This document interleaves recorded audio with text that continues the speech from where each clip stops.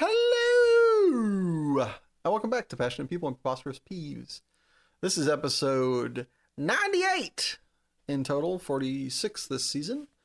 We are so close to the end of season 2 and episode 100. I'm excited. I hope you're excited. Because I am still your host, Ike. Seamless transition.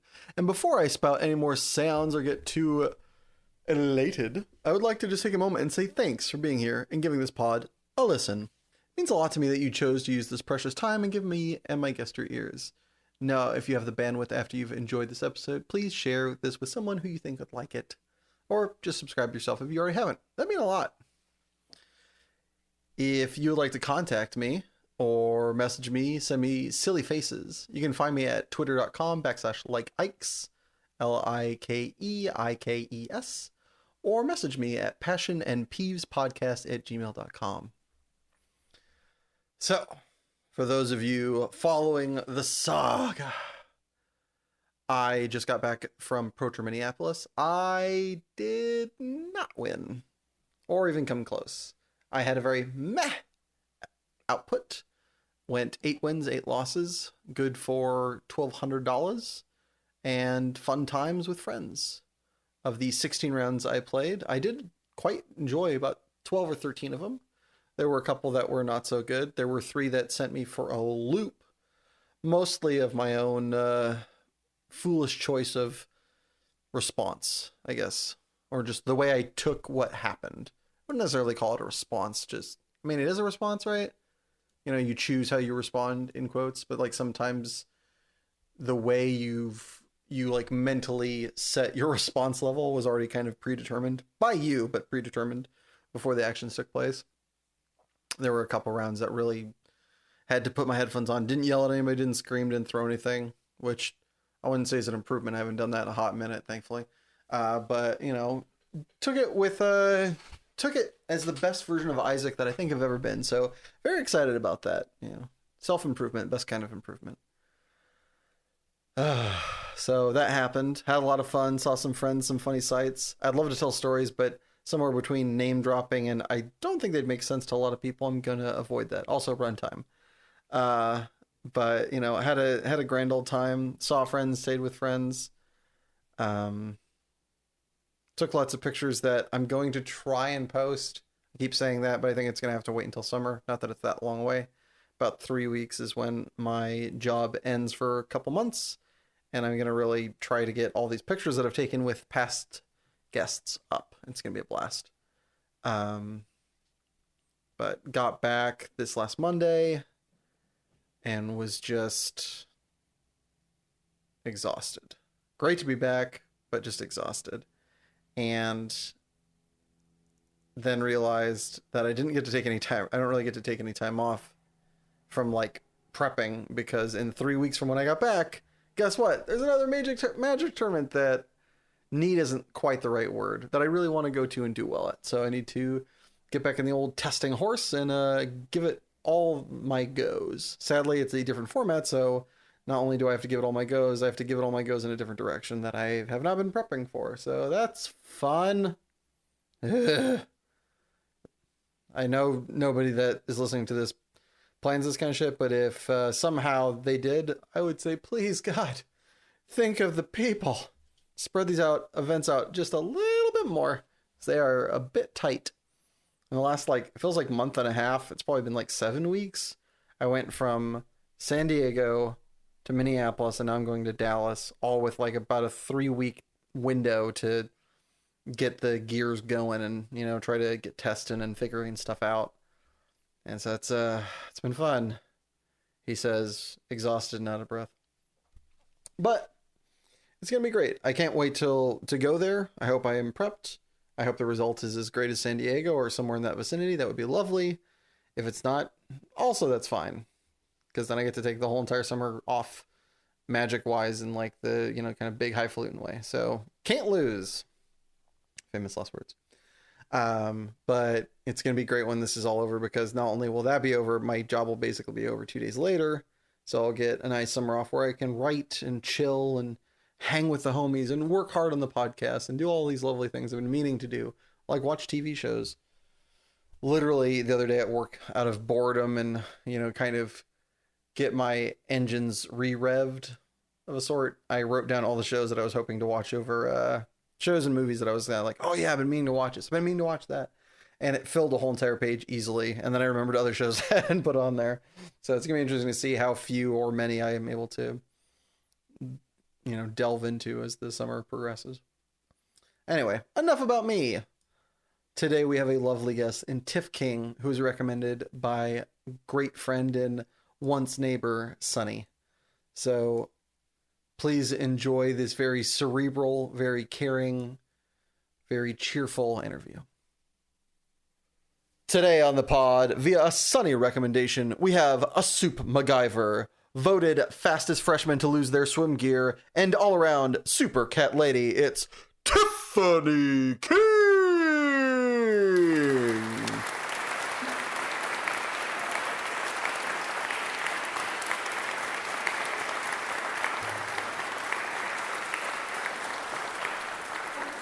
Hello!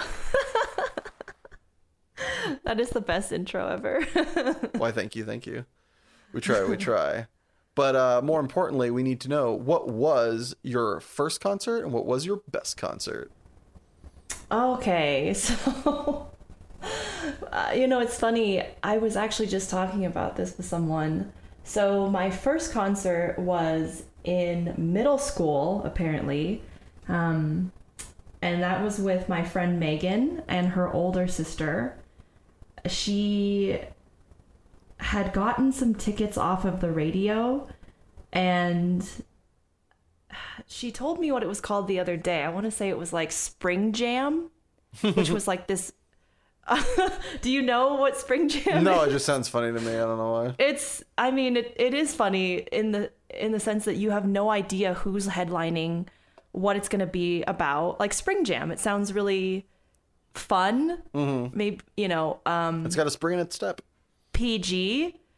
No, it was Ludacris who headlined. And a bunch of other rap artists. And I think she also said that Maya was there. And at the time, Ludacris had come out with his only hit single, which was about licking. Mm-hmm.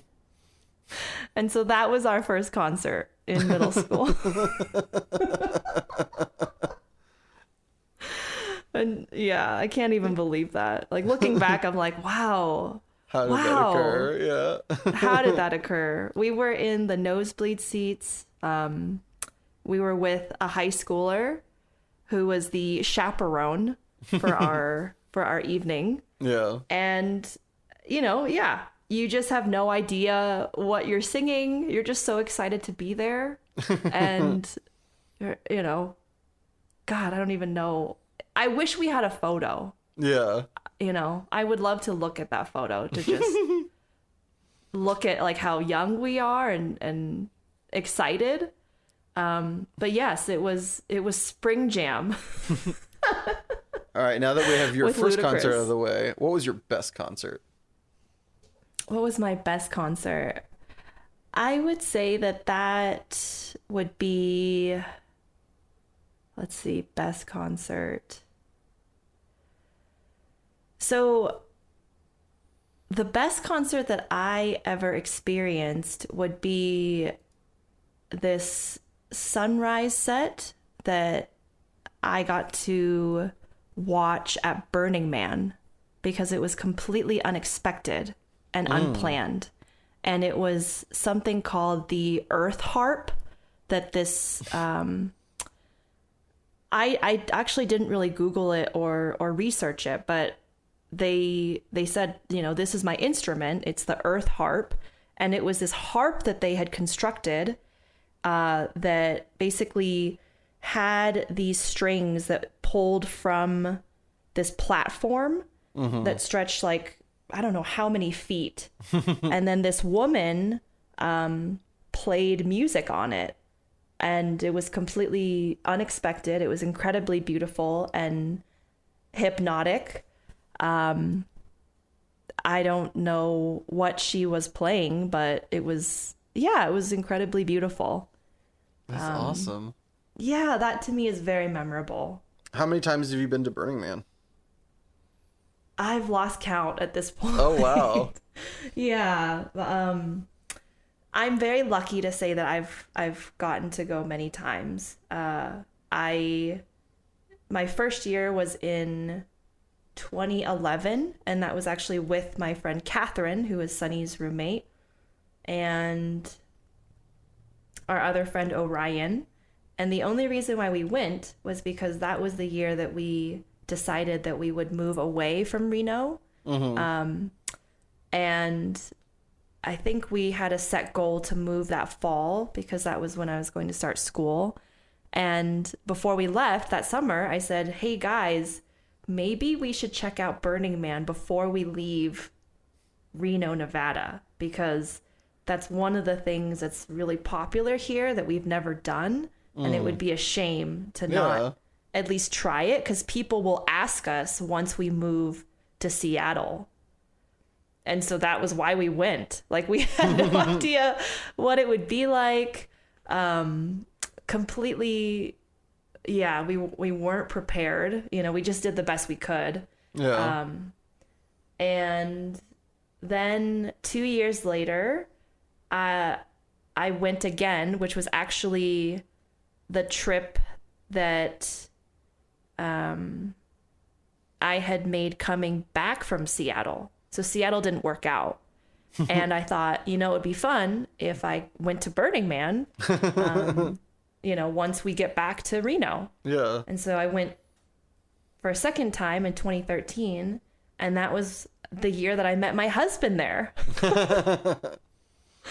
And so, yeah, my husband, because we met there, then it kind of became this theme in our life where he proposed to me there another year that we went, and then we had to have a wedding ceremony there, so we did that another year.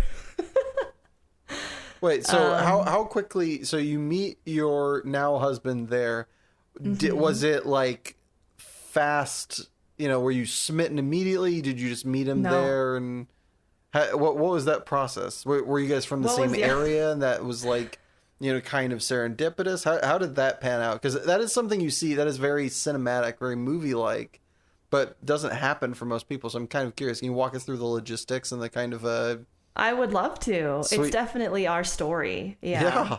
Have you been? I have not. I am not a crowd or music person, especially of the live varieties. That's very much not my scene, sadly. But you're familiar with it, or should I kind of paint the picture of what it's like? I know vaguely. So here's my understanding of Burning Man. Feel free to correct me if I'm wrong. You go into the middle of nowhere, Nevada desert, and there is, you know, people kind of bring and or make their abodes there. There is lots of partying, some legal and some less than legal illicit substance use. Yes. A lot of a fair amount of nudity, a lot of live music, a lot of art, and then at the end everything gets burned to the ground, sans the stuff that you want to take home, which is generally what you were staying in and or the clothes you wore. Yes, that's a very great overview of what I think most people think, which is definitely what I thought when I was living in Reno most of my life. And then in 2011 thought, well, maybe we should go check it out. I actually didn't even hear about all this other stuff. So my family has always owned a Chinese restaurant. And so I actually heard about it when I was waitressing because a customer was telling me about it. Yeah, he was like, oh, do you know, like, oh, look at all the burners coming in through town. And I was like, what's that? Yeah. So I think to spare me, he didn't give me the rundown that you just did. But that's the definition, or that's the vibe that I hear most people describe, you know, when they say Burning Man. And that wouldn't be inaccurate, but I would describe it as almost like describing Las Vegas or even Reno to where there's this stereotype or there's this conception on what you think it'll be like. But if you are a local there, there's so much more to your town or to, you know, the city of Reno or Vegas than what meets the eye. So that's how I would, but everything that you described, yes, you know, yes, there will, you know, like any city. Yes, that's there, but there's more. There's so much more. Yeah. It's kind of like, you know, what people say about Vegas. Like, oh, obviously it's just gambling, just crazy nights, you know. No, if you're a local, you know, there's actually a lot of nature. There's a lot of art. I'm sure there's wonderful people. I'm sure there's wonderful people. Yeah, not just like, you know, the people that go there to sin and, you know, the that are there to wreak havoc on the city and then leave. But yeah, so the story, so it was my second year and it was Jason's first year. And the way that the city is structured is, you're right, it's out in the middle of nowhere. And there's a lot of volunteers. So basically, the Burning Man organization is run off of people that just really like this festival. And they volunteer their time and their art and their commitment to create something for the sake of gifting or giving to other people. Because it's different from other festivals in that it's based on some ethos or some principles, which I think is not commonly seen. Like if you go to, I've never been to Coachella. I've honestly never really been to other festivals. Only this one, but I hear that it is different because there's these principles that they want people to read up on or become familiar with before going to the Black Rock City. And so I think that that's kind of interesting because it's sort of like preparing yourself for this culture. And that is literally how it feels when you get there. It is like a culture shock. Like you're like, okay, this is like a village you're entering. This is a village. Yeah. People do things differently here. People seem like they're very neighborly, very friendly. There's no exchange of money here. Yeah. This is really odd.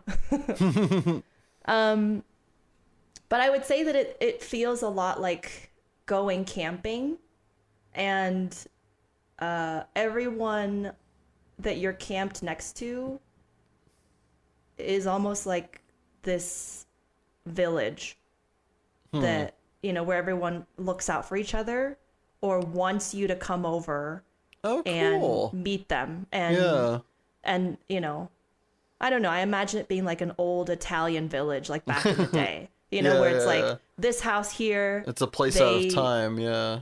Yeah. Right. Like here they make cakes and they just want to give you cake for no reason. They just are really passionate about making cake. So the whole reason why this camp exists is to give out free cake to people. And then this camp over here is all about making sure people don't get burned. So their whole thing is just giving people sunscreen and making sure they lather up. Yeah, it's bizarre. It's like, what a place. and there's no transaction of money, right? It's just, hey, hello, you guys look like you could use some sunscreen. Yeah. You know, here you go. Take all of the sunscreen you want. Make sure you guys don't get burnt. Have a nice day. And so it leaves you with this feeling of like, wow, that was so nice.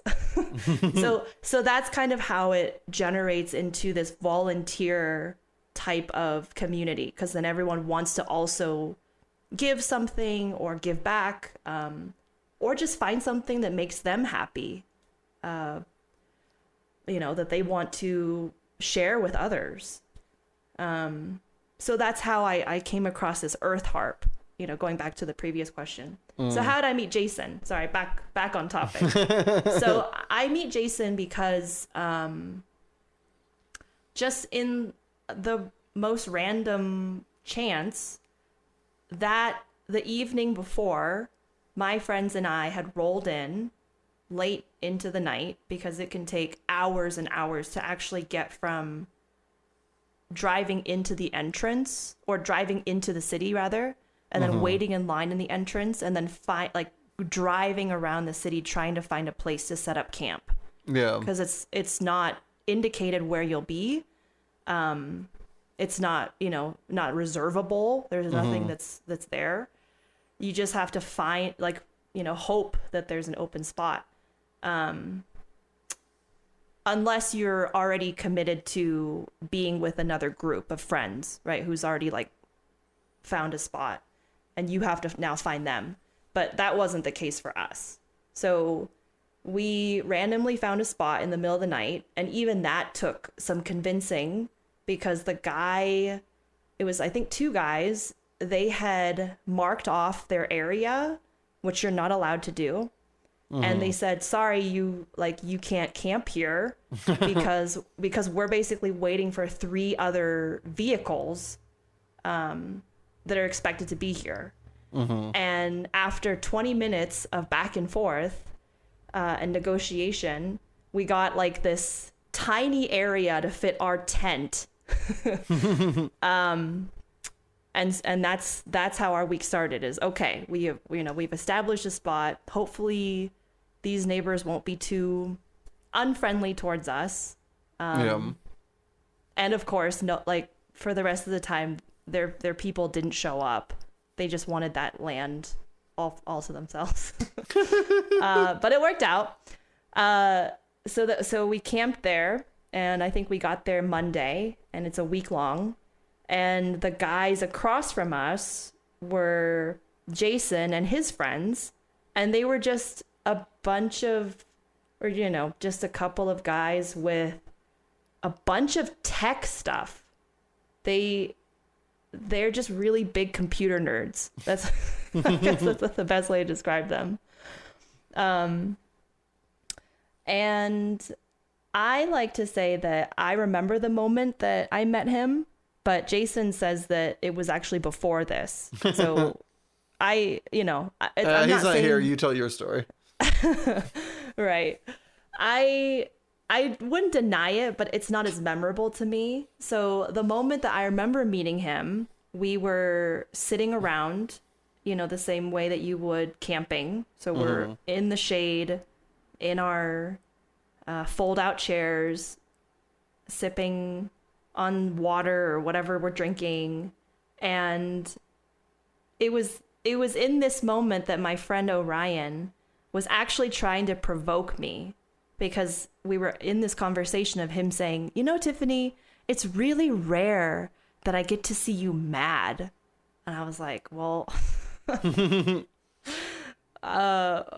okay. And he's like, I think I'm going to make it my goal to make you really mad. And at the time I was scribbling in my journal, or I was maybe doodling or sketching something in my notebook. And he came over, grabbed it, and then threw it across the path into the dirt. And I was like, oh my God, dude. Did you really you just got me do angry. that? Congratulations. Yeah. You're an asshole. Yeah. So I walk into the hall, into the street, and I grab my journal back, and I'm like, God, Orion. And I think I actually threw it into his lap. I was like, here. Congratulations, I'm mad, right? And I'm sitting back down, trying to kind of just calm myself down. And that's when I look across the street and I see Jason, and he is holding something that I, at the time, believed was a video camera. So it was this gray cylinder looking shape. This man has a green mohawk. He's waving this cylinder gray thing into the air, moving it back and forth. And I don't know, my mood or whatever moment that had just occurred, I felt like I needed to say something. And I said, hey, are you filming? Because in my head, I was like, that's really uncomfortable and very disturbing. He then turns And now I see that this gray item is hollow. And I think, oh no, that's not a camera. That's not a camera at all. And uh-oh, this person is now walking over. And he comes over, and all of my friends are sitting, in our camping chairs. And I say, hey, sorry, I thought that was a camera. What is that? And his description of it completely goes over my head and leaves us just with our mouths hanging open. He says, oh, hi, I'm Jason. This is a thing that I built. It has an accelerometer, and it's trying to get synced up with a satellite so that we can find our way back home or back to camp when we get lost. And this brace is supposed to go around your wrist so that when you point at it or point in a direction, the compass will guide you home with the lights. And all of us are like, what? That's freaking cool. It's really cool. It's really cool. And it was his first year, so they're all really concerned about needing to figure out how to get back, because I believe in 2013, it was still at a point where there was no reception out there. So no one can use their phones. Again, there's no marker for where you camp. Yeah. So and everything looks the same, right? Yeah. There's just tons of people. There's like 60,000 people that are all camping in one area. Mm-hmm. If you don't know how to get back to your tent, then that's going to be really uncomfortable, So these tech guys, Jason, this inventor, he makes his own compass, essentially. So that's how we meet him. And then he introduces us to his camp, which is a couple of his friends from high school. And throughout the week, we just, became neighborly with them. And my friend Tiffany, who I had brought, she had this game that she was asking people, where she would say, hey, can you draw me a picture? Or can you help me sketch something? Because I'm really looking for tattoo ideas. And I think that this would be the place to get inspired or find something really cool. So one of the outings that we had with them was we all went to coffee together with their camp, and she was asking this question to everyone, and Jason's answer was, oh, I have a little sketch I can draw. And he draws this little chicken, and then he tells a story about how this was his favorite pet as a kid. And he's like, this is my pet Eggo. This is my favorite pet as a kid, which we now have that photo in our living room. It's a very sweet photo. But yeah, essentially throughout the week, we got to know each other, and then we had our first outing together because he had mentioned that it was his first year and he'd never really gone out into the playa to explore by himself. Maybe he had, or maybe I just wanted to hear what I wanted to hear, but I guess I had asked him, oh, would you like to go out tonight? Let's go ride around on our bikes and go look at art. Yeah. And so that's kind of our first date that we have. And then afterwards, we stayed in contact because I asked him if I could get his email and his phone number. And we actually have a photo of me asking him for his number and email, writing it in my sketchbook, the one that my friend had thrown into the street. It all comes full circle. Yeah, it all comes full circle. Yeah. So I'm sorry if my brain skipped a beat. How far away was this relationship beginning? Like, you lived in Reno at the time. Where was he? So I actually didn't even live in Reno at the time. I was just returning. I guess I was living in Reno in the sense that Seattle didn't work out, and I was in transit to Los Angeles. Oh, But okay. Reno is home for me, so I was, here for the month, Mm-hmm. and then my next, plan in life was to go and move to LA to start or to continue graduate school. So I meet him here in the middle of the desert, in the middle of nowhere, and he lives in San Luis Obispo, which is Okay. 3 hours Yeah, away yeah. from LA. That's, Yeah. as So far as Southern California is concerned, that is semi close. semi close. Yeah. So we keep in contact after the event. And a month later, I moved to LA. And then we have a long distance relationship. For 6 months, where I live in LA and he lives in San Luis Obispo. And then he gets a job in Germany and lives there for 2 years. So our relationship continues to be long distance, but Gets now even it's more like, long distancer. yeah, intercontinental. Good Lord. Yeah. When did you finally end up residing in the same city? So we met in 2013. Then we did the long distance thing all the way until 2017. Holy crap. Yeah. So Wow. 2017 was the year that we actually moved in together. Oh, you just And- straight up moved in together after spending 4 years apart. Mm-hmm. Yeah. And then yeah, so sorry, back to your original question, how many times have I gone? So interspersed in that is a couple of burns, right? So we went in 2017. We got married in and that was the year that he proposed. And then we got married in 2018, and we went again and had a little wedding ceremony there. Aw. Yeah. Wow, And the serendipity. yeah, and then we'll be going back this year, which we're Of very course. excited Now about. you have to go back every year. Yeah, and I'm also just very lucky because the way that the tickets work is that they're run on a lottery system. Mhm. So Oh, you so it's have not to- even guaranteed that you can go every year? No, it's not. Oh, wow.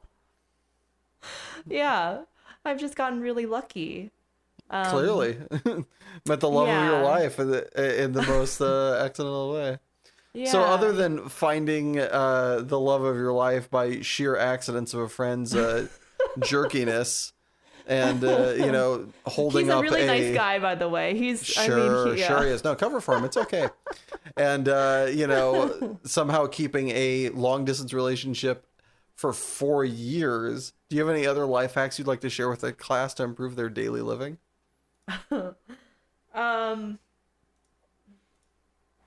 The one life hack that I always give to my clients is breathing.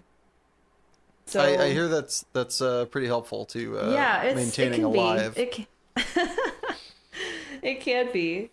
So the way that I like to describe it is that when we activate our nervous system, we're very similar to a panting dog, where our breathing is very shallow and only hitting, the throat and the chest. Mm-hmm. And it's very fast and rapid. So, I call this a hack when I work with clients. I say the way that we can hack our nervous system or our body is to actually notice when that's happening and then purposefully elongate your breath. So pull it from the chest down into the diaphragm, into the belly, and notice how different you feel by just taking that action. So hacking your breath, is a way to purposefully calm yourself down. Oh, cool. I guess it's kind of like putting yourself in idle mode. It's a great way of saying it. Yeah. Well, speaking of It's a things hack. speaking of things that are an idol, what inanimate object would you be best friends with were it sentient? I think that this answer changes a lot. So sometimes, yeah, sometimes if I could say air, I'd say, gosh, air's the best. Breathing is the best. Yeah, yeah, sometimes it's air, sometimes it's water. I love water. I love being in water. I love drinking water. I love the way that, water is another thing that can make me feel really calm or completely wake me up. So I'm just really appreciative of that. And of course, like you said, it's necessary for healthy living, but I've heard it rumored. yeah, right. But yeah, I just love getting into natural water, or the idea of like soaking yourself in water or swimming in water or all the things that live in water. Well, Yeah, when I would be you're BFFs with a lot of things. when you find yourself in such an unfortunate circumstance that you cannot be around water, what's your favorite non-traditional curse word to utter under such a circumstance? I usually say, "Oh my freaking, frickin' is a word that I say a lot. Oh my freaking gosh." Or I just use the actual curse words, but No, I oh find my myself freaking saying gosh is a classic. frickin', yeah. That reminds me so much of the wind-ups I would have, and then realize my mom or my grandma was in the room. Oh my frickin' gosh! That's exactly what I was gonna say, even if you weren't here. Yeah. Freaking gosh! But for me, it's like my number one. It's like Love I just. it.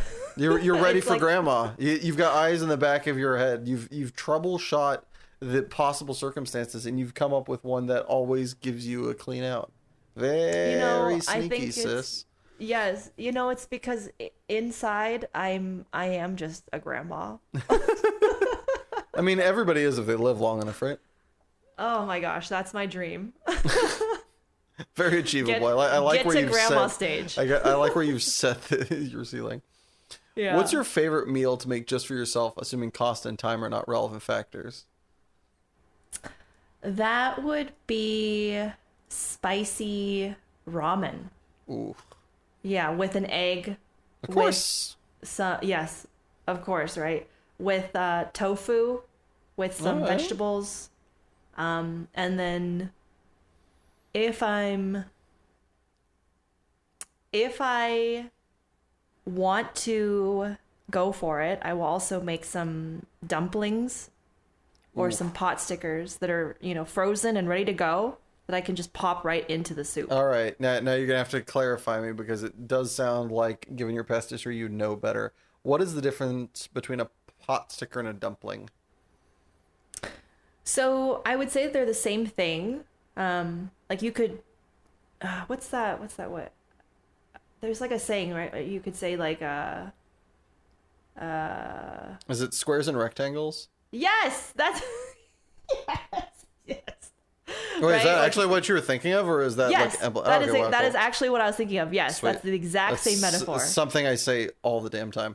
We are on the same page right there. Yes. Woo! Good thing we're So- also on the same podcast. Right. So you could call a pot sticker a dumpling, but not the other way around. So a pot sticker is just a fried or crisped dumpling. Yeah. So it has the crispy outer exterior, and yeah, it's delicious. I just made some today. Wise choice, and now I'm jealous and hungry again. So for those of you at home who are not understanding the weird language we're talking, so squares and rectangles, a square is a rectangle, but a rectangle is not a square. Bingo. Because let me see if I can do this correctly. I should, as a tutor.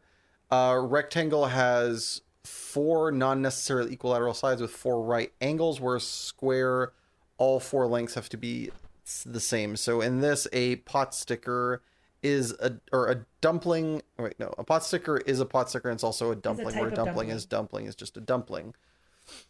Yeah. Yay, did it. All right. Yes. It's like, I guess it would, yeah, woo, woo, woo. I guess it would be like saying, like, what's the difference between pasta and a ravioli? Yeah. You know, like, yeah, ravioli is also a pasta, but pasta's not ravioli. Right. Yeah. So if I had the time, which who has that? Right. Who has that these days? But if I did, and also it would depend on my hunger level. But if I was like really going for it, I would crisp up the dumplings and make them into pot stickers. But if I was just super hungry and thought, they're going to be delicious, just dunked right into the soup, I would not pan fry them, and I would just throw them right into the broth. Well, now that we've got my palate all satiated, I know, me too. If you were a condiment, which do you think you would be? I would definitely be whipped cream. Ooh. Yes. Pray tell why. Because whipped cream makes everything a little bit better, but it's not necessary. So I feel like, I suppose that's kind of how maybe my mood is that, right? Like, not necessary, but I want to add a little bit of positivity, right? A little bit of spark, a little bit of extra. So, and I love whipped cream. I also just love whipped cream. That's a very, like a very zen way of thinking about yourself. That's really cool. Just in that, like, you understand, or the way I'm interpolating that is that you understand that, each of our own existence is beneficial, but not requisite. Like, the world continues to spin without any one of us being here. But by you being here, you believe that you make things better, which I tend to agree, as in this moment you are making it better for moi. And hopefully those of you at home listening to this. That's my goal, right? Yay! Like, I want to make things better, right? Just like how whipped cream wants to make things a little bit extra, right? It's celebratory, it's special. Though now, people are always like, oh no, hold the whipped cream, But for me, I'm like, oh yes. If you're going to offer me whipped cream, I will definitely take it. When you hear somebody say that in front of you, do you step forward and go, I'll just take that on the side, please? Right. I will take hers. I'll have what she's not having. Yeah. As from Plus, that, it's just, sorry. Let me go on about whipped cream. Go on about whipped cream, please. Pray tell more of this whipped cream and all its eccentricities. Yes, how amazing it is. You can also notice that whipped cream is in a lot of really great desserts. So, aside from whipped cream on top of things that you can make extra, whipped cream is also in ice cream. It's also in custard. It's also in cheesecake. Just, my God, where would we be without whipped cream? The Stone Age, that's where we'd be. Yeah, sorry. Now I'm just going right into like how much I love it. So that's maybe my selfish reason for choosing that condiment. To save you from that rabbit hole, if your life was made into a movie, who would you want to play you in a movie of your life? You can choose the time period of yourself and the actor portraying you. Have you seen Pen 15? The show? Bits of it. So that's my answer right there. So I would. It's already been made. Yeah. Well, just the creativity, I'm just deeply inspired by those comedians, those two females that basically portrayed themselves in a show about their younger selves. Yeah. So that would be my answer, is I would play myself. And it would be so fun to play different parts of myself in different times of my life. To be reacquainted with that time. Again, I would go to the first concert I ever went to. And we would recreate this in the show where I am just dancing to Ludacris, having no idea what I'm singing. What salacious language is flowing from your lips? Yes, yes. Well, But yeah, that would be my answer. It'd be myself.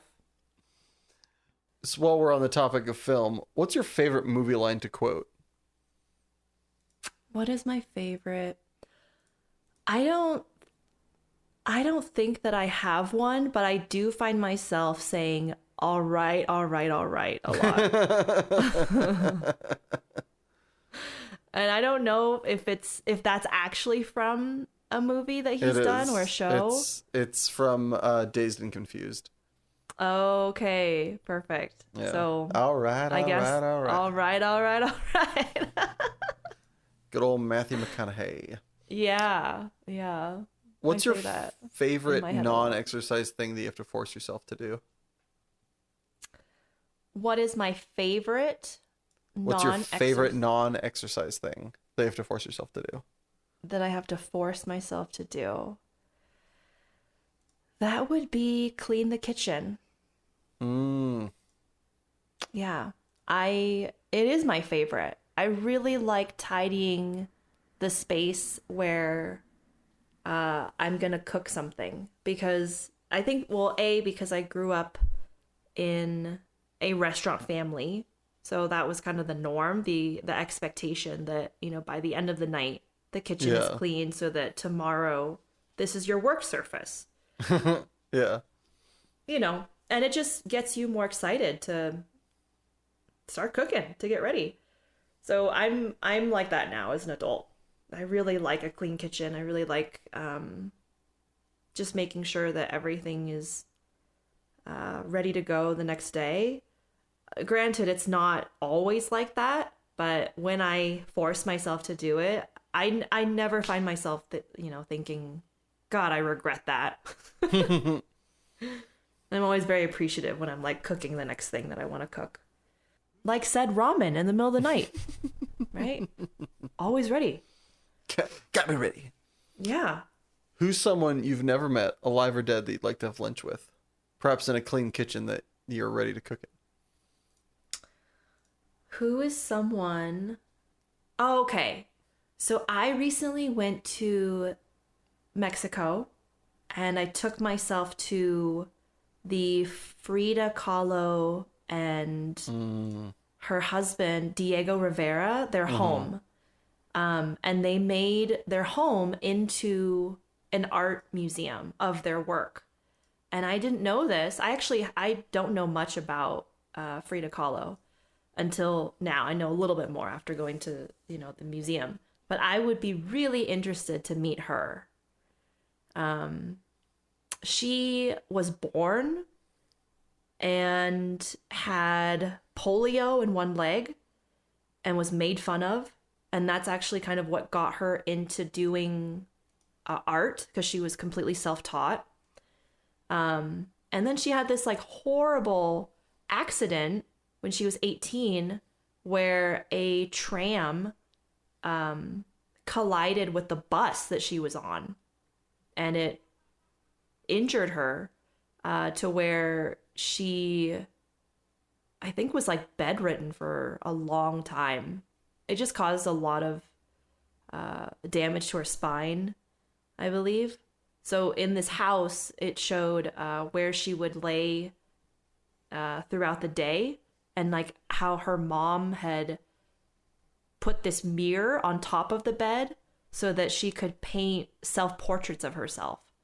And just the way that this bed was decorated. Yeah. Like you can just, being inside a person's house, you can learn so much about them. And so even though she's no longer around, I really felt that she's definitely still, existing in this home in some way. And even the volunteers and the people that help to navigate and guide you inside of this home. I even heard one of the girls say, yeah, every morning when I come on shift and I'm the person that's supposed to guard the bed, I say good morning, because her ashes, like Frida Kahlo's ashes, are right over there. This is where she spent a lot of her time. this is the bed where she made that painting right over there. Wow. Yeah, so it was really incredible. So I would really want to meet her. Um, they described her as someone that was basically processing her own um, mental health concerns and stressors and portraying that in her art. And just using it as like a skill, as a tool to get through some really hard things. But as a result, she was really ahead of her time.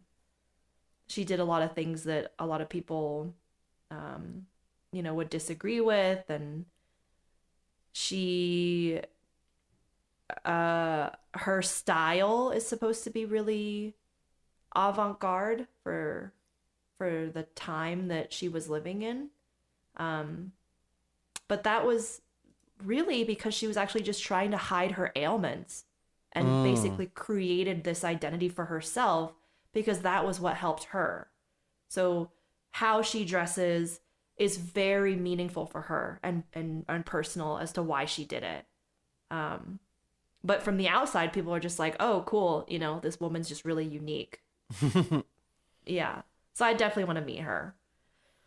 Well, since we're on the topic of art, do you have any media, whether it be book, graphic novel, TV show, or movie that you've been putting off that is next to on your consume list that you just can't wait to break open?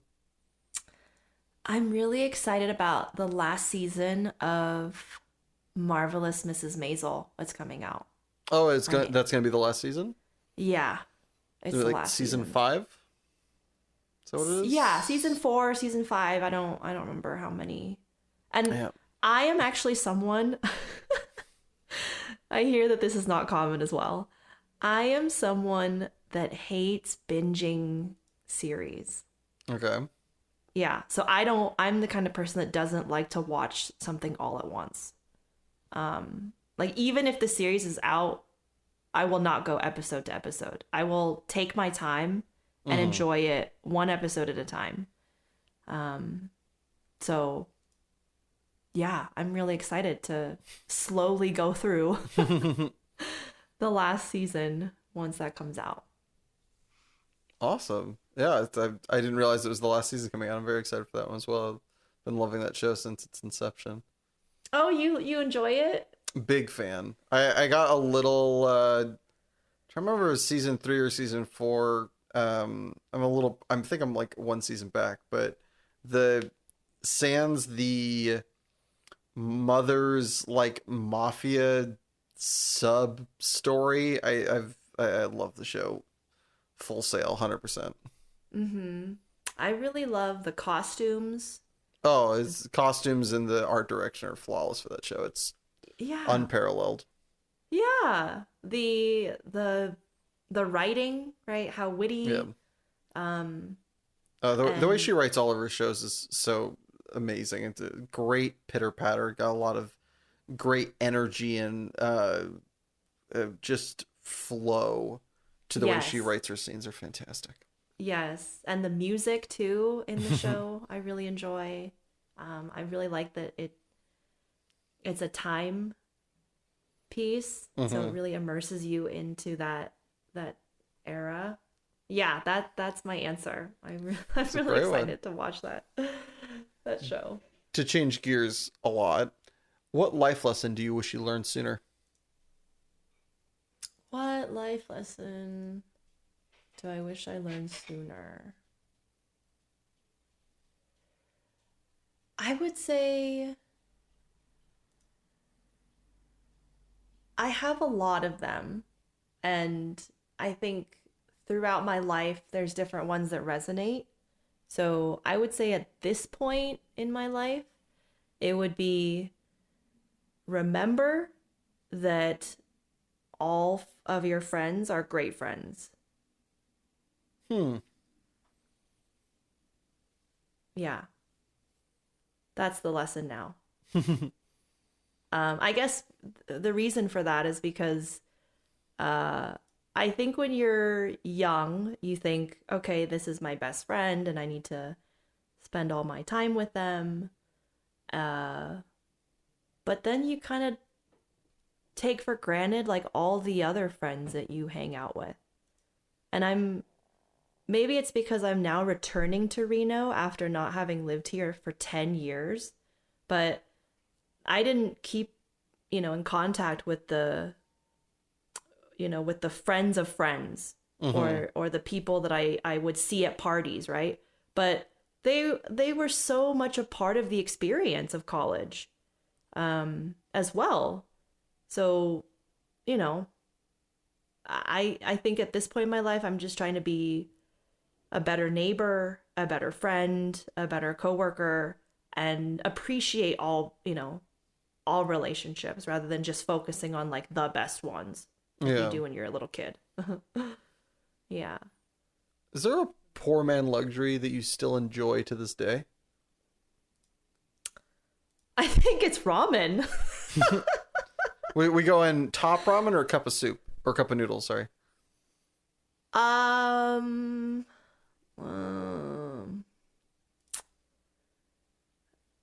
That's a good question. So neither of those brands. But the brand that I'm thinking of is this. It's called Tootsie, a thing, which is basically like the top ramen version of ramen that my parents grew up with. Oh, awesome. So it's a very like nostalgic brand for them. It's a very classic, I guess very similar to top ramen, right? Where it's like you could get it anywhere.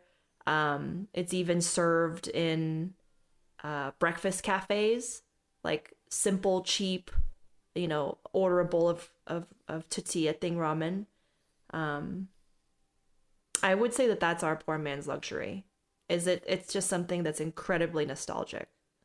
That definitely brings my parents back to Hong Kong, and even me just connects me to my roots. It also comes in many flavors. Most importantly. Yeah. What's a job that at some point in your life you wanted to pursue but are very glad you didn't get?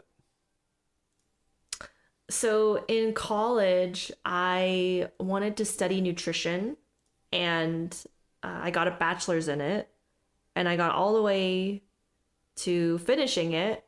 And then I even did some jobs working in the nutrition department. But at the end of the day, I'm really glad that I didn't go that route.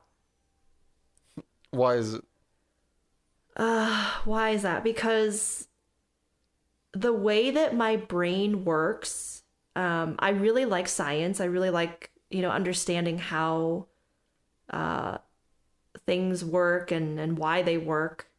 But nutrition itself is very calculated. It's very linear.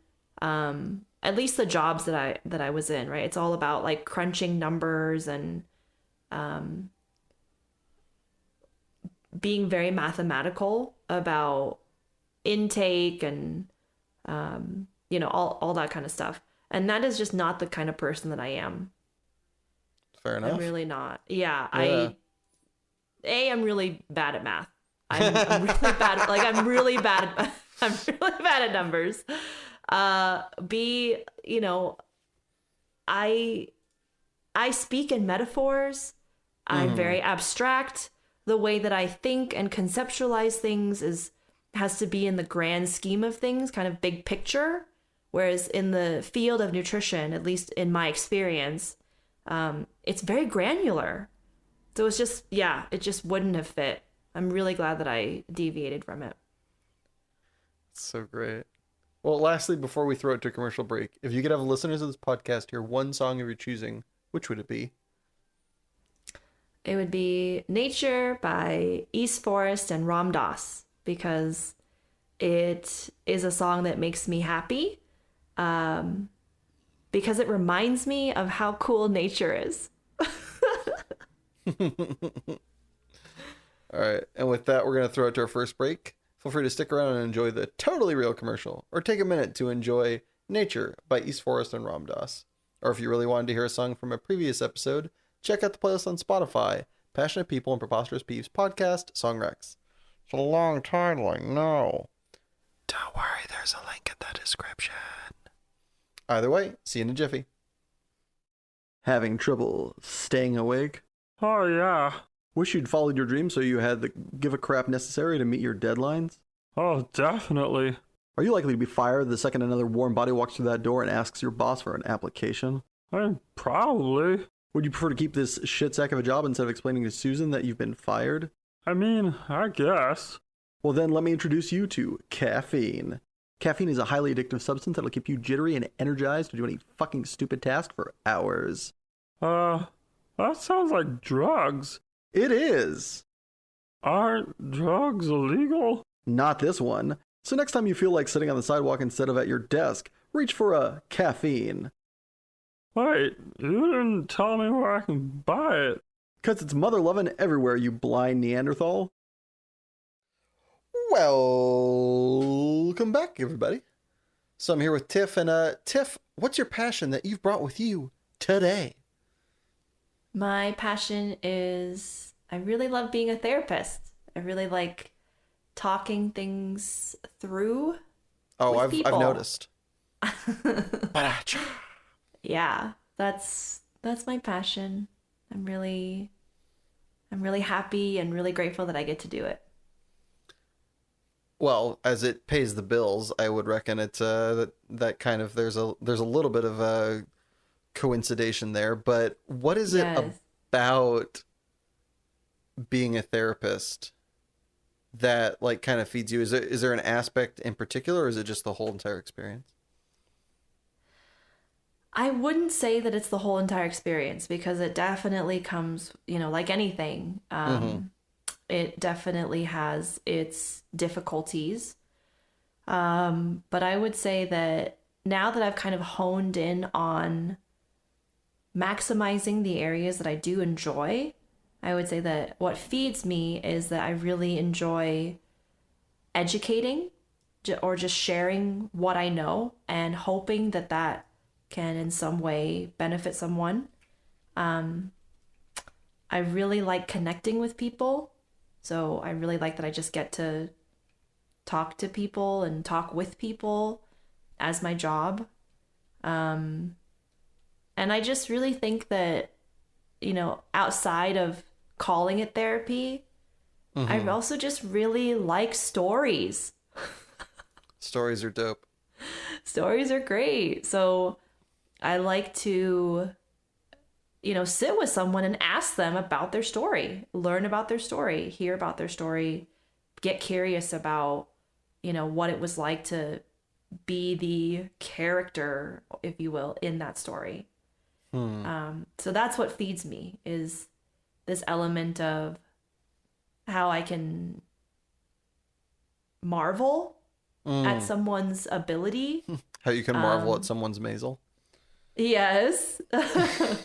Yes, in their own show. Yes. Yeah, that I get to marvel at kind of the way that someone is and how they are, and in that process they are also learning about themselves because we again got what you said before, we just don't have a lot of time. So when you actually dedicate a time and a space to have questions asked about yourself or have a time to narrate a story of an experience that you went through, you learn about yourself in ways that surprise you. So yeah, I just think that that's a really cool human thing that we can just converse and in that process heal. When did you first get... So I know you audibled away from like nutrition, right, in college to go into therapy to focus in your direction, correct? Mm-hmm. Okay. Yes. When did you, before that, when did you experience, did you ever go to therapy? Did you know people that went to therapy? How did you think of that as a next pathway choice for you?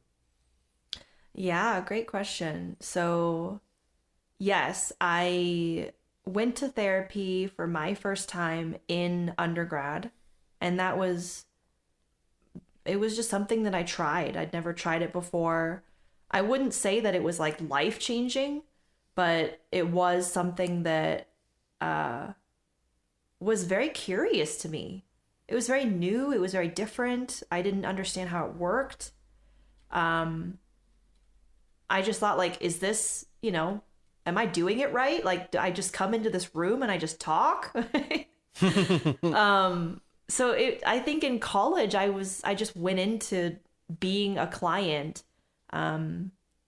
experiencing what it was like to be, in therapy. I don't think I was in it for that long, but I did find it to be just interesting, just curious. Like, I was like, okay, I guess this is therapy, I guess. Yeah. How long were you in it? Sorry. I don't even remember. I think I just went into like a couple of free sessions that's included at UNR. So I don't know how long I was actually in it for. But on the other side of that, so my first job was in a residential treatment center as a dietitian's assistant. Mm-hmm. So the first job that I got with my nutrition degree was while I was still in school. Wait, hold on. You got your nutrition degree and then realized you didn't want to do it? Correct. And then went back and got your degree. I didn't go back. I actually just continued for a 5th year doing a minor in psychology. Okay. So I prolonged my graduation because I was like, well, I am done and I hate this. But I guess I'll stick it out to see, what kind of jobs I can get that bridges nutrition with psychology. So it must have been around this time when I am maybe 3 years in. I get this job at a residential treatment facility helping people who struggle with eating disorders. That was my first nutrition job. And in that job, that's where I witnessed the difference between my job and the therapist's job. So the layout of this job was a house, like a really nice house that people had paid money to stay in so that they could basically build new habits that would help them recover from their ailments. And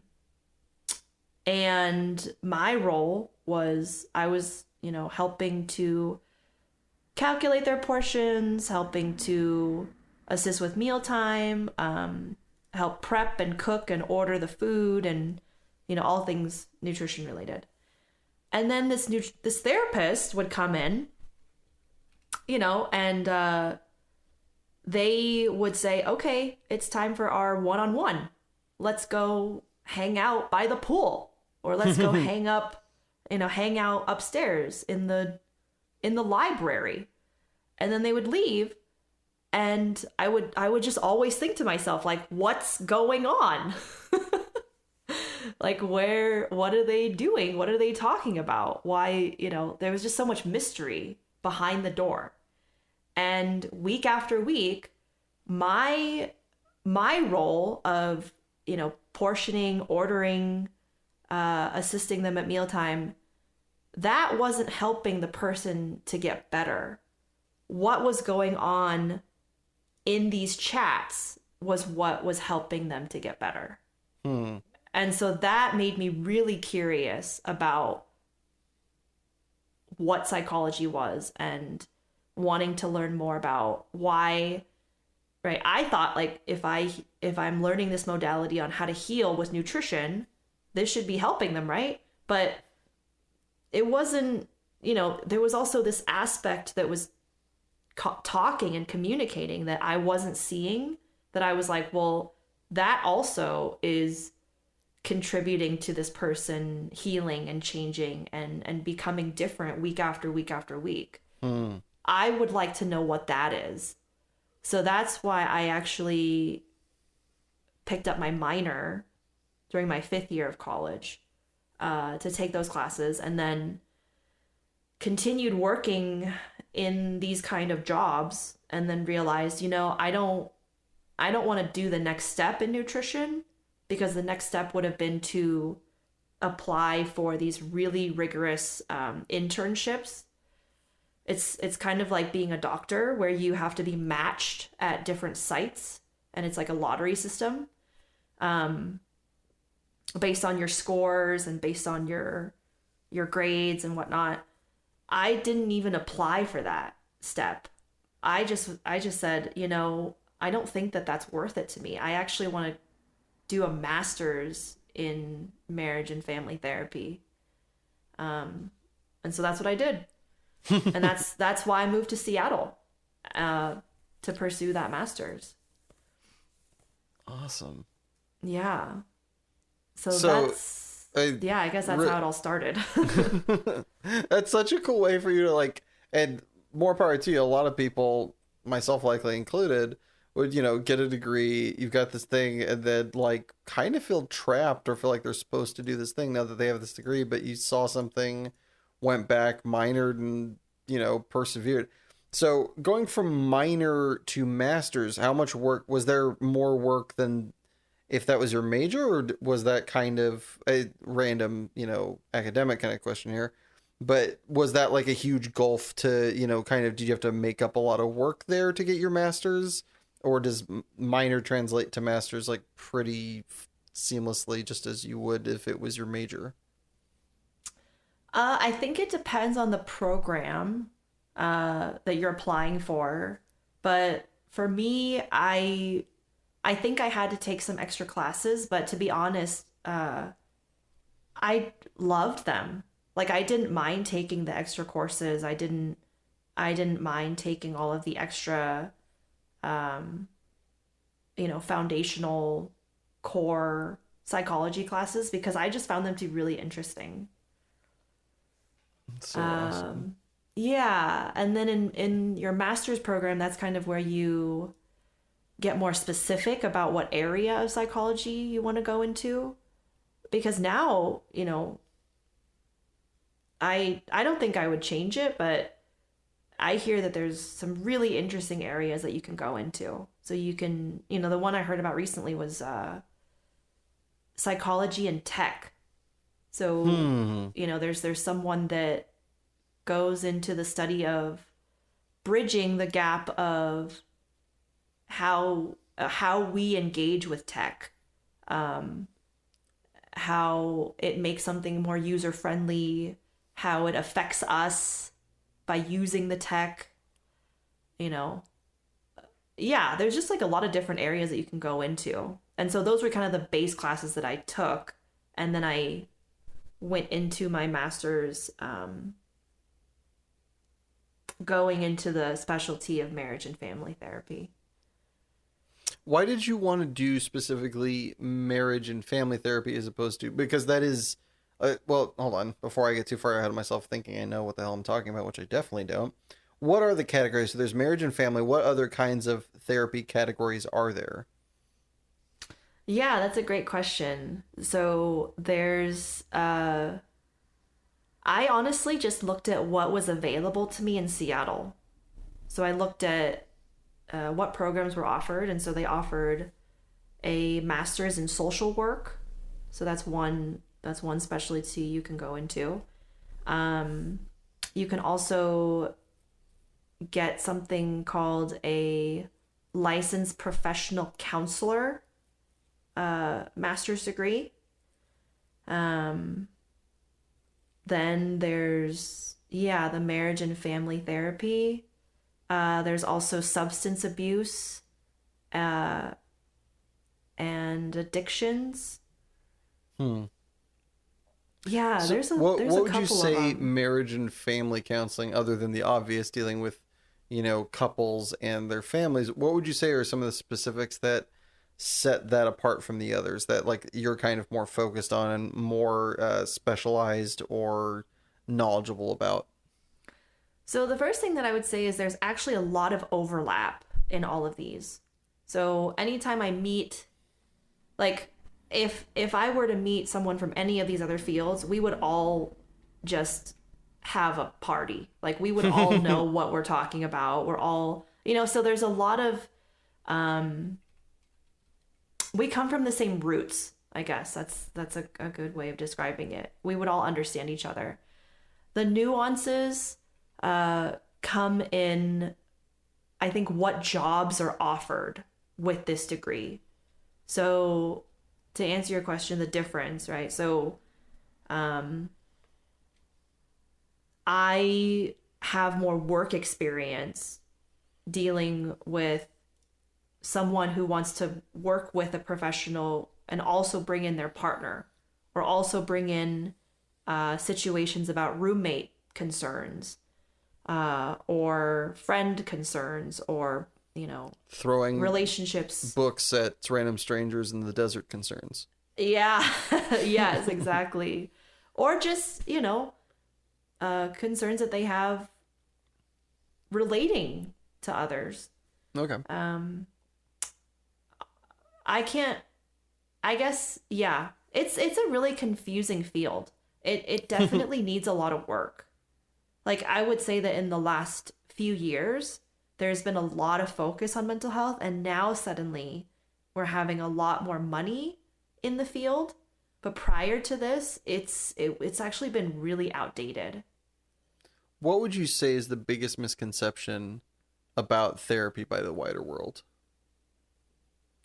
Well, I definitely noticed that there's a generational shift, but I think, it would be the stigma that I don't know, that we're trying to tell you what to do, that we are advice givers, Yeah. that we know better. As someone who's been to therapy, I can confirm they will not give you advice no matter how many times you No. ask, which sucks because Right. it would be much better Yeah, which when it is comes to getting the not, answers you want to hear. yeah, which is not our goal. No. So I recently watched a documentary where Jonah Hill did a movie about his therapist. Have you seen Yeah. this on Netflix? I Yeah. saw the trailer for it. I haven't seen it. What was your take on it as a therapist when it was talking about therapy? I thought it was interesting. Yeah, I thought it was really interesting to just hear about this therapist in particular and his style, and the way that he helps people, and the way that he organizes his tools. But I bring it up because there was a quote where Jonah Hill says that, where he's like, you go to your friends wanting them to listen. And these people are, they don't have experience. They don't have a degree, they're completely biased. And Yeah. yet all they do is give you advice. And then you go to this professional, right, that you pay for their time. And as much as you actually want advice from them, they won't give it to you. All they do is listen. Yeah. Yeah. So I think that that's a stigma that's changing, right? That I don't know. There's a lot of mystery behind it, and there is, I agree with that. The therapist, like being a therapist is kind of weird. Like when I first started, I used to say that it felt like being a secret agent. Because you have to keep a lot of secrets. Yeah. There's a lot of like ethical rules that we have to abide by, to like go at great lengths to not disclose anything or harm someone, even to the point where it upsets clients. Yep. But you're actually doing it to protect, like out of their protection. For the clients, yeah. Yeah. And yet, we're called the bad guy. Yeah. So there's a lot of misconceptions, but I would say, I don't know, try it, Yeah. Don't another expect thing- answers. Expect, Growth. An ear and growth. Yeah, it's not. Don't expect to be given answers from the professional directly. Right. And I In know my that in my really- experience, and feel free to correct me if I'm wrong here, or No, if you have a different yes. experience, is Yes. that you find the right answer from yourself via their guidance to listen to your own thoughts. Yes, because right from the get-go, I tell people I am not the expert or the superhero of your life. You are. Yeah. I am merely here as your sidekick. Yeah, you're the Sherpa. I am the Sherpa. I am the supporting actor. Yeah. I'm Sam, your Frodo. I say that a lot. I'm Sam, your Frodo. Although that one doesn't quite track at the end, but it's mostly great. Right. Where I hope you're not I will lifting carry up. you. Yeah, I hope you're not physically lifting your patients. On the flip side of this, what's your favorite non-obvious aspect to being a therapist and therapy in general that a lot of people just aren't aware of? What is my favorite aspect that a lot of people aren't aware of? Just how beneficial it can be. I don't know if people realized just how beneficial it is to sit and talk with someone regularly that's completely unbiased and is solely focused on you. Yep. I don't think people realize how beneficial that is. It's similar to it's like venting, except they have good insight and they're not going to be biased, or you're not going to feel bad that you just let all your problems loose on this person because you're paying them, which helps. Right. It is a professional relationship, but also just from a person or from a body point of view, right? From an individual that is carrying stress, we all need to let that out. Yeah. And if you're doing it regularly, right? It's like going to the gym. You're just regularly allowing yourself and your body to de-stress. Yeah. And it's unfortunate, but there's a lot of people, myself included, that are like, oh, I don't have time for that. But if you give yourself that space and time to do that, just see how much better you're going to feel. Just see how, what kind of differences and changes you might make in your life. When really all you're doing is just giving yourself time, right? Mm-hmm. To just talk things out. It's really bizarre. I think one of the things that I noticed, absolutely, a big therapy lover over here, so 100% agree. One of the things I noticed when I went to therapy and started doing that was that you can do that with friends, but depending upon what you say, and a lot of us, I would say, and let me know if you think differently, but one of the biggest things I kind of stand on when it comes to the brain is that you can't control your thoughts, you can just control what you do with them. Mm-hmm. And so for a lot of people, I hope, and definitely me, I'll have thoughts that are insane. Like, they are bad. And I know they're bad. We all do. But they're in there, and to have them be, and to either pretend like they don't exist or to not acknowledge them because it's too icky is dangerously bad, because then they just fester, and festering is never a good word to be using, especially about your own person. So to be able to go to a therapist. But it's so true. Yeah. And to be able to go to a professional and go, hey, I just thought about murdering my dad with my mom's labia, or something insane that is not real, and just, it's some horror film nightmare soup, and have them be like, okay. And just, you don't have to ever have a conversation with them. And it's not like, if you told that to your friend, they're going to get drunk one night, tell another friend, or they're going to bring it up at an inopportune time, or you're going to know that they know. And then you're going to look at them different, because how could you not? Because they know this weird private thing. But if you're telling it to a professional who you've, in a weird mafioso way, paid for their silence, and you're not friends with them because you shouldn't be, because work, patient biz, you get to then leave that there and know that it's safe, more or less locked away in this person who you've trusted, who you should trust. And they know that, and they've accepted you for it, but you don't have to deal with it except in that circumstance. So it allows you to take that crazy, weird gobbledygook in your brain, basically, more or less, pull it out, examine it in a safe space, talk to somebody who is trained to understand and help you through that, more or less give an aspect of that to them and help them, and they can help you re-personify it or put it in a cage or do whatever needs to be done with it. And then Right. it's not dealt with, but it's wrangled. Bothers you less. Yeah, Right. it's been codified and molded and boxed in this way that you can move on, and then you don't Right. have this weird baggage of, oh, my friend knows that I thought this really weird thought, but I needed to say it to somebody. But now Yeah. you've said it to somebody and you feel okay, and you don't have the ramificative problems that follow. Bingo. Bingo. And I got we them all. I need got that. five across. Yeah. All 5 stars. All That's a bingo. all of it. Yeah, I mean, and from my perspective, being the therapist, I love being that person to help support that other person who feels scared, who feels ashamed, who feels, all these ways that we all do, and to just see them as like a human being. That's my favorite part of the job, is to just know like, no, you're just a human. You are going through something that's absolutely normal. You are okay. You're a really cool person.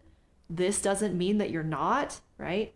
And then I get to just explain through it. I get to walk a person through it. I get to,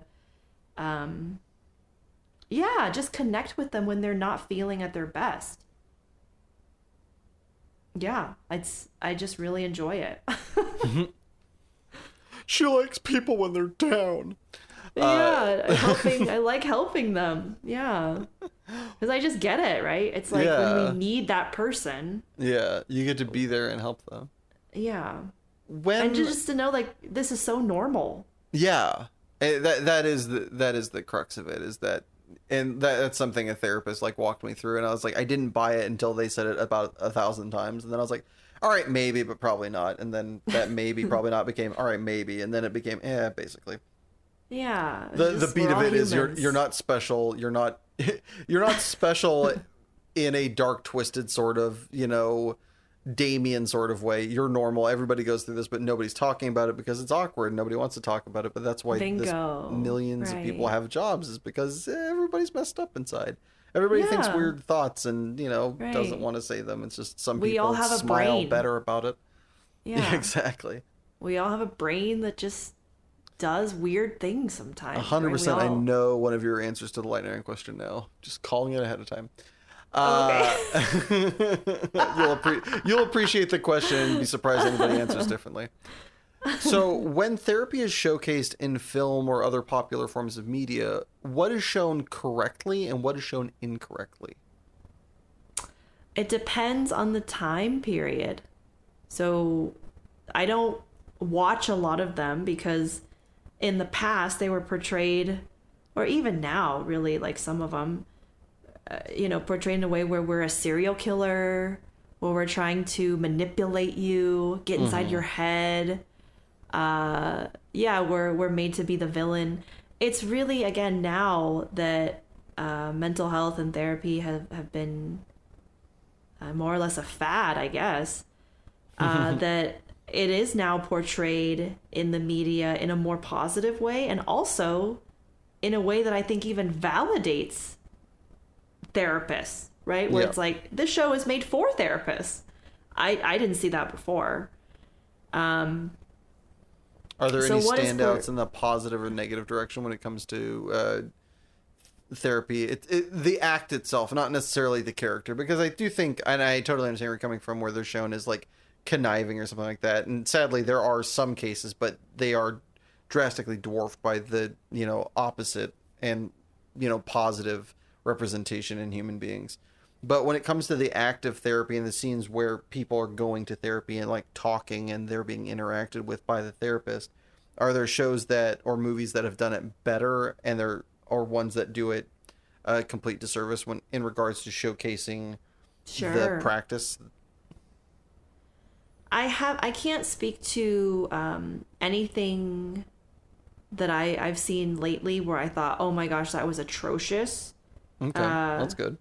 Yeah, but I will say that I recently watched Never Have I Ever, which is kind of like a teen show. I don't know if you've seen that, Ike. So it's about it, it's like a teen show where it's a girl who feels awkward and is going through high school, and she has a therapist. And I think that the way that they portray that is pretty accurate, at least because I can just see myself experiencing that in my work life. But also I see that portrayal feels very true to me, in the sense that I've had clients that will say the exact same thing that character is saying, and then me dealing with it the same way the therapist does in the show.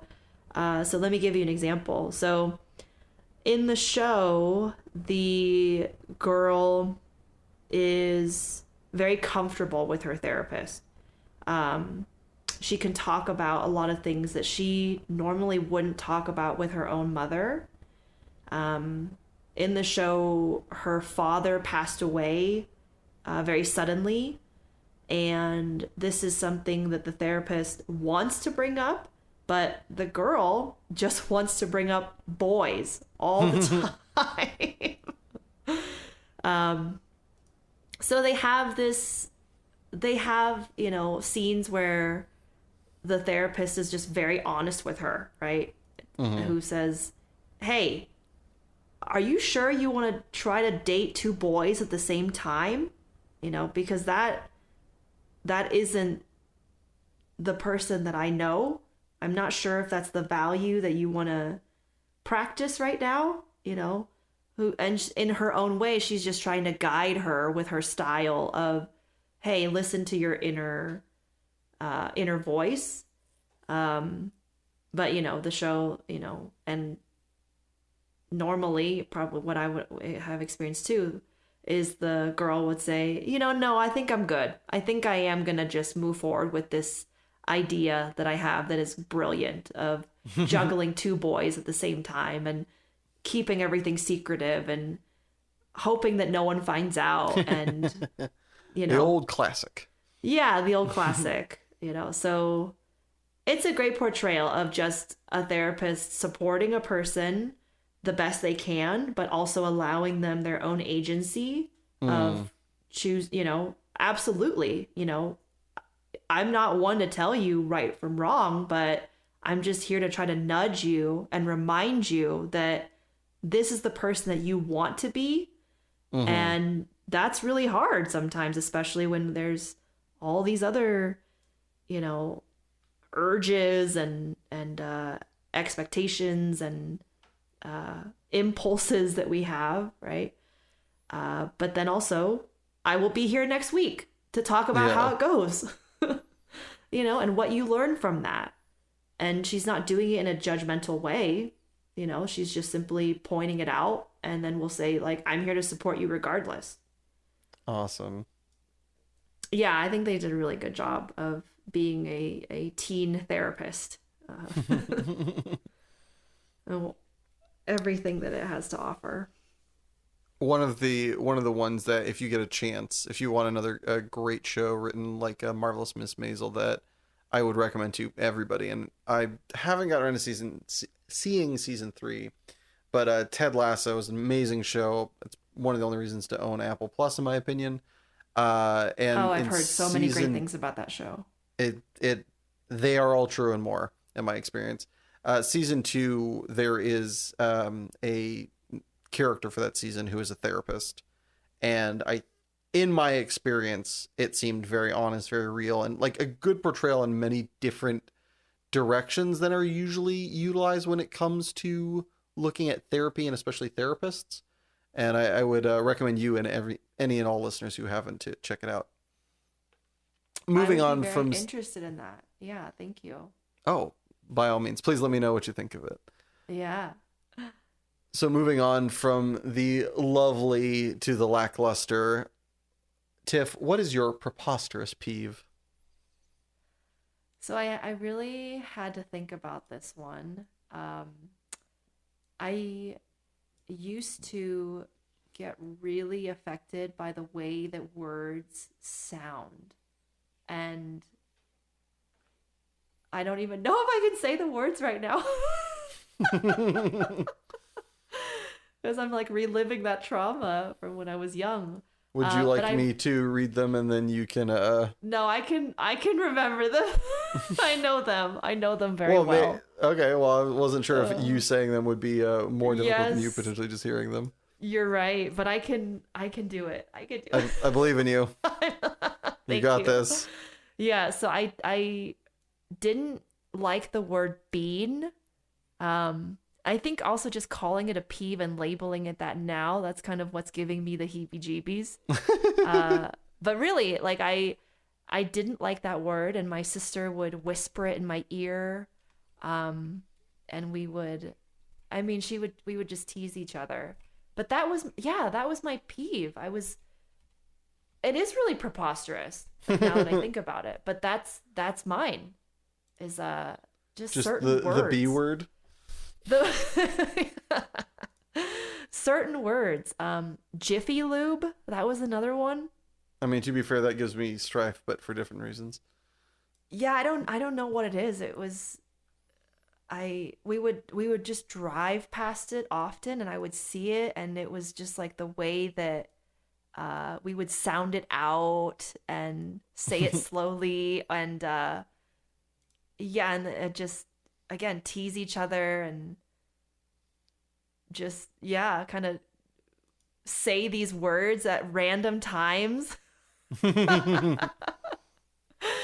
Yeah, that would be my preposterous peeve that I remember. How quickly did you notice that those were vexing to you? Was it like after said once, okay, never that word again? Or did it have something to do with repetition or like circumstance? I think it was repetition. And because, as I'm telling you the story, I just remember driving by this Jiffy Lube often because our family restaurant was very close to it. So, I'd see it like multiple times a day sometimes, definitely multiple times a week. But I think it was also just this time where I was confused at like why things were named the way that they were. Mm-hmm. So yeah, I think it was repetition. I think it was like me trying to understand the words, and so I would kind of marinate on them, and then when it didn't make sense to me, I didn't like that. So yeah, I think that's where it comes from. How quickly? I don't know. I don't know how quickly, but it escalated very quickly. Was it hearing the words, or was it reading the words also problematic? Like if you walk by a J Lube, would you look up and go, I'm trying to be as respectful as possible here. But no, if you walked by a non-pop Jiffy and you looked up and saw that, would reading it trigger you as much as hearing it? Was it less so? Was it not at all? No, I don't think reading it triggers me. I'm not even sure if I'd even use the word trigger, right? Mm-hmm. Or maybe I would, yeah, right? Again, giving me the heebie-jeebies, that like cringy kind of feeling that I have in my shoulders. No, I think it was just the way that it sounded, and the way that my sister and I would play with it by like like we would say the words very slowly, and the way that like our mouth would look. We would again, when I say tease, like we would really tease each other to where I would take photos and like and I would surprise her with it. Like I'd be like, "Oh, look through these cards, or look through these photos." And it would be like a really awkward photo, and then she'd be like, "Oh my God, are you saying the word here in this photo?" And we would just know. We would be on the same page of cringe. Like, "No, why did you do that?" And now you're making me think of it. Maybe this is more of like a sister rivalry. Maybe this is also where it stems from. is like knowing how to, I don't know, poke fun or poke at, spots that are uncomfortable. Mm-hmm. Yeah.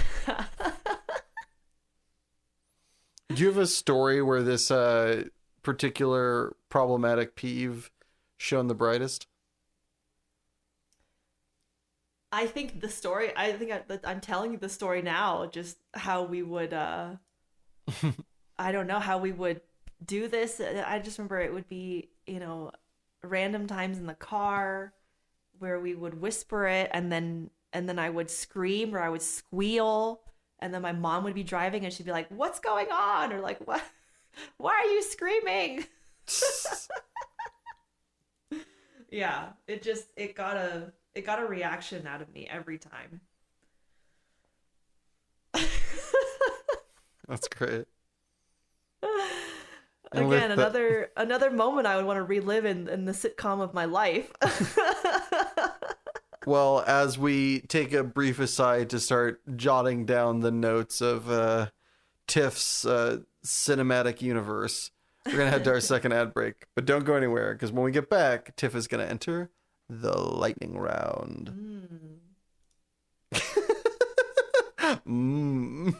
It's not cake. It's the lightning round. I'm very excited. Do you ever find yourself doing a mundane activity with nothing to keep you from gouging your eyes out or sticking a pencil through one ear and out the other? Uh-huh. Well, then perhaps I could introduce you to music. Music comes in a variety of different types, flavors, and colors. Theorists say that it's the best thing to introduce to your life since food. So go out and get some and make your life just a little bit more bearable. And we're back. Tiff, are you ready to enter lightning round?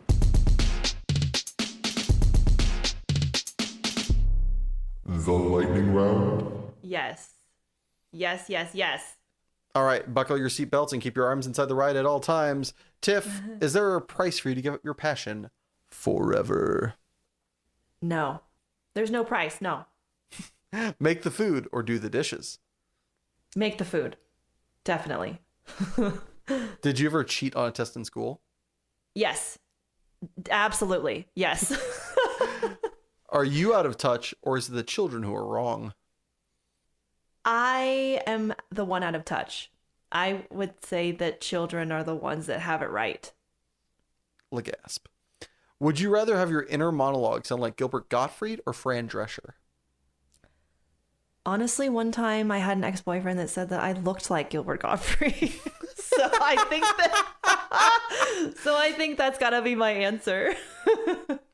Would you rather read the cue cards while wearing the crown or live in a hovel and speak your mind? I would go with the first one. I want to try to read the lines of someone else's writing. I think that would be fun. And wear a costume. Wear a crown while doing it. Is professional wrestling cool or lame? I haven't given it a chance yet, so I'm going to say cool. I want to try it. You're having the best day of your life. What happens next? Another amazing thing or something terrible? I would hope another amazing thing. Nick Cage, best or worst ever? I don't have an opinion about that. I don't know enough. Bears, Beats, or Battlestar Galactica? Bears, because that's what I call my husband. Oh. All right, here's a softball. Do you create your own thoughts or do you just listen to them? I try to create my own thoughts, especially when they're the negative ones. So I got to create the more positive ones. Do you believe in love at first sight? No, I don't. Album, shuffle, or playlist? Playlist. Beatles or Elvis? Beatles. Definitely Beatles, as my dad loves the Beatles. Would you rather the checkout line never had a line or the fast food place always gave you a large fry when you asked for a medium? Oh my God, I would love a large fry every time. Large fry all the way, especially if they're hot, like super hot. Right from the fryer hot. Yeah. Would you rather have the superpowers to travel into the vastness of space or the darkness of the ocean depths? Space. Space. Because the darkness of the ocean depths, that just sounds really terrifying. Cake or pie? Definitely pie. Banana cream. Extra whipped cream. This isn't a line where you can order. Is there such a thing as a perfect piece of art? No. I don't think so. Have you ever had a crush on a cartoon character? Yes. I think I wish I remembered which one. Probably multiple. There's so Oh my many. gosh. The last one was from a show called Naruto. Oh, who was it? Is it Sasuke? Are you basic? No, it was Kakashi, the teacher. Of course it also was. pretty basic. No, it's got lascivious leanings. Yeah. What's more important, freedom or structure? Structure because of safety. And I say that because of Burning Man, a lot of people have gotten hurt. So that's why they implemented more structure. You're given the option for your last meal. Would you rather have a Whopper with cheese, onion rings, and a Sprite, or a 3-piece chicken strips with mashed potatoes, gravy, a biscuit, and Dr. Pepper? I guess I'll go with the last one because I like mashed potatoes and gravy. Will we make it to an interplanetary species, or will we destroy ourselves? I really hope that we make it. Would you rather be the best unpaid actor or the best unpaid dancer in the world? I would like to be the best unpaid dancer. I already feel like I am in my own house. Could you eat 37 of your favorite food for $5,000 in a 1-hour time limit? Yes. Absolutely. Congratulations! You've survived the lightning round. Woo! Okay. Now, before we move on, I, like many listeners at home, would like to now know, what is your favorite food that you could eat 37 of in a 1-hour time limit for $5,000? So is this 37 different types of favorite foods? No. 37 of one favorite food.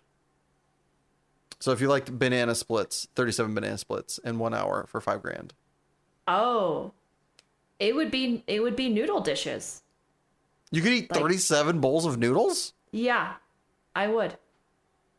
All right. Listeners out I there, let's freaking pony up love noodles. $5,000 and put this to the test. I freaking love noodles. I have doubts. Mac and cheese, spaghetti. Here we go. Let's go. Wow, we had the whole smorgasbord. Yeah. Well, as a reward for answering all of these questions, conquering the lightning round, you may now ask me and future guests one lightning round question. What shall it be, Tiff? Ike, would you rather have tentacles for arms or kangaroo legs for your Tentacles legs? for arms. You can't back up with kangaroo legs. You can't back up? No. Kangaroos can't back up. Okay. So it's very I- important to you that you back up. I like maneuverability. Tentacles can also allow me to do other stuff. And That's depending true. upon what kind of Right. tentacles I have, they would be like I think octopus tentacles for like strength per square inch is like better than human muscle fiber on average. Yeah, it's really strong. Yeah, It's so, surprisingly strong. If I could have that, that'd be sweet. Also, then you could like climb up walls and stuff. Mm-hmm. And, there's certain kinks that people's might be into, maybes. That's absolutely true. There's I that think weird, also creepy angle, they maybe? can regrow. Like, I think if you lost, Oh my gosh. And then there's that application? yeah. So you'd be like, whoops, Yeah. no big deal. Tentacles for arms, not close. Kangaroo legs are Yeah. cool, but I do believe kangaroos cannot back up. I know there's something weird that kangaroos can't do. It's like a weird Trivial Pursuit style of like game show question that's silly I'll and have to irrelevant. remember that. I think I it have is to remember that. that. What That's what pretty what is your interesting. answer? Tentacles as well. Yeah. That's right. Yeah, just because encephalopods, I think that's what they're called, are just really cool. Like octopuses are really cool. Yeah. So kangaroos cannot walk backwards. They can only hop forwards. They cannot actually go backwards. So like, yeah, like if somebody's approaching you, you'd have to turn around and give them your back as opposed to just back up, which you cannot do. So like super awkward movement wise. I see. Many But a for you, reason. this is it's got to be very practical. Like Exactly. It's practical. Also, maneuverability. tentacles are sweet. As we come to a Yeah. close, Tiff, is there anything you want to plug, shout outs you'd like to give, places people can find you or your content? Yeah, you can find me on my Instagram to Fancy the Therapist. I don't know, I just post things from my life, but I've recently made it public so that I can post more mental health related stuff. And then I recently started a business. So my website is kingcounseling.com, and there's a dash between king and counseling. Yeah, you can find stuff on me there. We can meet. That makes it sound like they're going to be incriminating things. You can find stuff on me. I mean, sometimes it is. I don't know. On my Instagram, it's very Whoa. random. So if you want incriminating things on Tiffany King, go to her website. Yeah, incriminating meaning like I don't know, life She's photos. really cool and likes to help people. Gasp. It might be pictures of noodles, you know. Nudes. Noodles. Nudes, noodles. What's the difference? Yeah. Well, thank you for having me, Ike. This has been really fun.